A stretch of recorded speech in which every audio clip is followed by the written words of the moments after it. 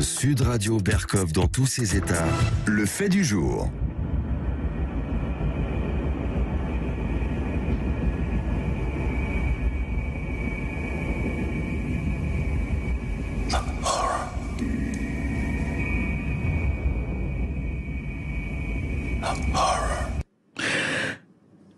The horror, l'horreur.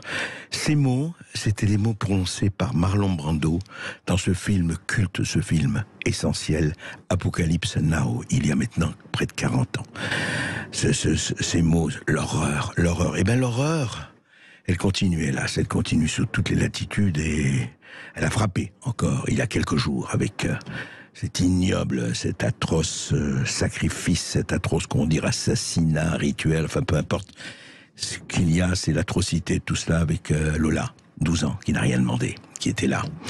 Et depuis, il y a eu, voilà, et la dignité a fait place à la polémique.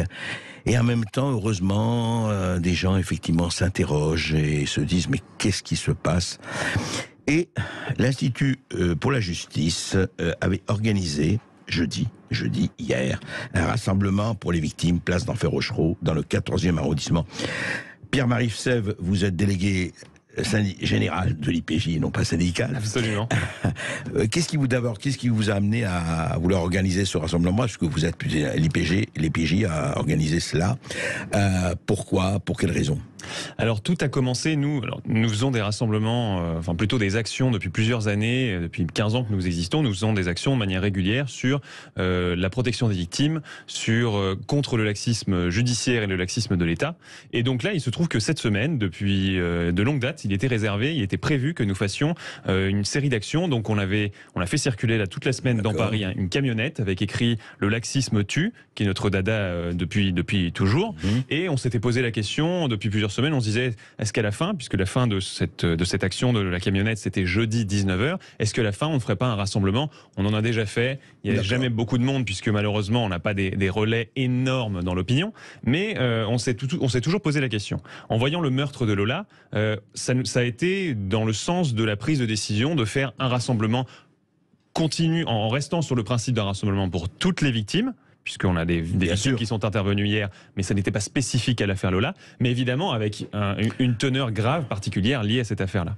Et puis ça, absolument. Et puis, enfin, l'ampleur, enfin, l'atrocité, la gravité de la chose. La barbarie. Alors, il s'est passé, donc, il y a eu quelques milliers de personnes, place d'Enfer Rochereau, enfin, les gens étaient là, il y a eu beaucoup de recueillements, il y a eu des discours. Et je voudrais vous poser la question, est-ce qu'il y a eu quand même unanimité? Est-ce que les partis politiques étaient là? Est-ce que les syndicats étaient là? Ou en fait, non. Alors, évidemment, vous n'avez appelé personne, vous avez appelé tout le monde à participer, pas spécialement les politiques. Absolument. Mais est-ce qu'il y avait, disons, des représentants de partis politiques ou pas Alors déjà, en tout cas, je tiens à dire que ce rassemblement s'est tenu dans une dignité, dans un calme, dans un recueillement unanime, complet. On a du début à la fin, depuis le lancement, on a tout de suite dit que c'était un événement apolitique, apartisan. On n'a absolument pas appelé les partis à venir. Évidemment qu'ils étaient les bienvenus. Les partis politiques sont des élus, ils représentent des gens. Ça, c'est pas un rassemblement politique. Absolument. Ça a pris une teneur politique. On le déplore, une teneur partisane en tout cas. On le déplore. On a été dépassé par ça. Et malheureusement, on n'a pas les moyens de nous faire entendre pour dire non, c'était pas quelque chose de partisan. Donc, depuis le début, il était prévu qu'aucun politique ne s'approche même de l'estrade. Ça a été complètement respecté.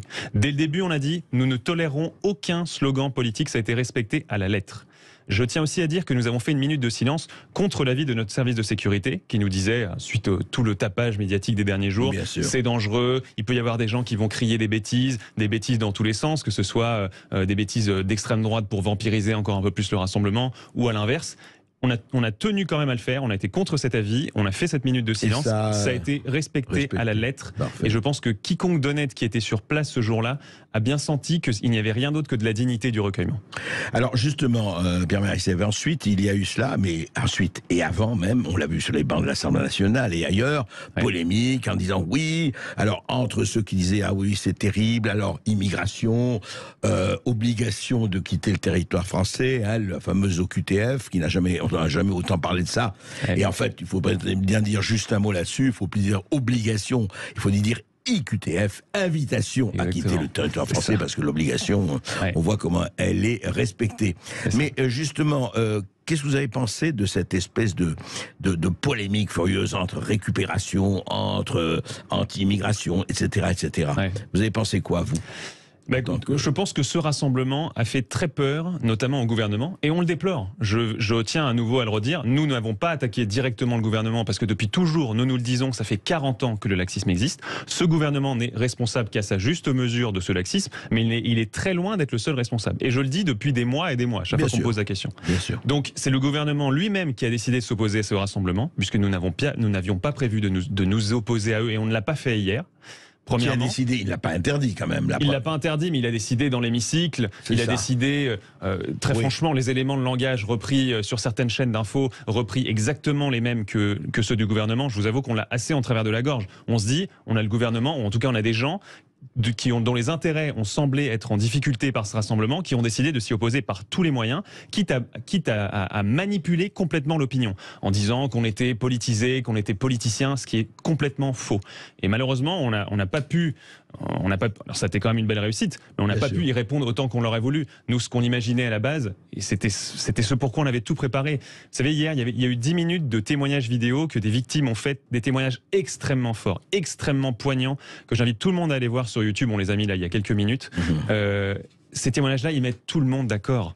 Tout le monde d'accord. Ça aurait dû être un rassemblement à la Charlie Hebdo. Il faut bien dire que tout ça ne date pas d'hier, ni hélas d'avant-hier. Et vous le savez, on l'a dit. Mais justement, on peut se poser la question, Pierre-Marie Sèvres, quand même, je dirais d'un traitement à 2 vitesses, sinon 3 vitesses. Hier, comme par hasard, il y a eu le jugement en première instance de Génération Identitaire qui avait occupé les locaux il y a quelques années de SOS Méditerranée à Marseille. Alors je ne juge pas et je ne dis pas, en aucun cas nous l'appuyons ou nous condamnons, c'est pas le problème des actes de Génération Identitaire, mais enfin tout le monde a reconnu que c'était une occupation qui n'était pas violente. Et ils ont été condamnés hier il y a eu 2 peines de prison ferme jusqu'à 1 an ferme et d'autres avec sursis, et il y a eu demandé une amende de 75 000 € qui est l'amende maximale. Qu'est-ce que vous pensez justement de ces réactions? Il y a ça, mais on peut en parler de beaucoup d'autres, cette espèce de 2 poids 2 mesures par rapport aux sanctions, par rapport à l'impunité, par rapport à la violence. Alors je connais pas le fond de cette affaire, pour tout vous dire, j'ai vu passer, je ne connais absolument pas le fond de cette affaire, mais une justice à 2 vitesses, c'est tout à fait possible, dans cette affaire comme dans bien d'autres, et c'est ce que d'ailleurs nous dénonçons à l'Institut pour la justice depuis des années, depuis 15 ans, je vous l'avais dit, et je vous dis juste des petits exemples de condamnation, de décisions de justice récentes. Je vous les lis rapidement. Il avait agressé sexuellement une fillette en 2011, n'avait été condamné qu'à 18 mois de sursis. Il en profite pour agresser et violer 26 enfants. Malgré une plainte déposée en 2014, il n'est arrêté qu'en 2017. Un deuxième, déjà condamné 21 fois, il cogne la tête de sa femme contre un mur. Le juge, considérant qu'être en couple avec un enfant est un gage de stabilité, il n'est condamné qu'à un stage de sensibilisation et ressort libre. Juge du tribunal de Dijon, il proposait à des inconnus sur Internet d'avoir des relations sexuelles avec sa fille de 13 ans. Condamné à de la prison ferme, sa peine est transformée en sursis. En appel, il sort libre. On pourrait effectivement en donner des dizaines, et c'est terrifiant, et c'est atroce, cette espèce de laxisme. Et à l'inverse, il y a des histoires par exemple de légitime défense, des commerçants qui sont attaqués chez eux, qui se défendent. Il y a l'histoire du bijoutier de Nice, Stéphane Turc, dont vous vous souvenez peut-être, au début des années 2010. Stéphane Turc a été condamné à de la prison avec sursis. Il n'a fait que se défendre, il n'a rien demandé à personne, il avait été condamné cambriolé des dizaines de fois auparavant. Bien sûr. Et la justice a été impitoyable avec lui. C'est tout le problème, et c'est pour ça que Institut pour la justice, c'est une bonne chose. Vous faites bonne information. Merci beaucoup.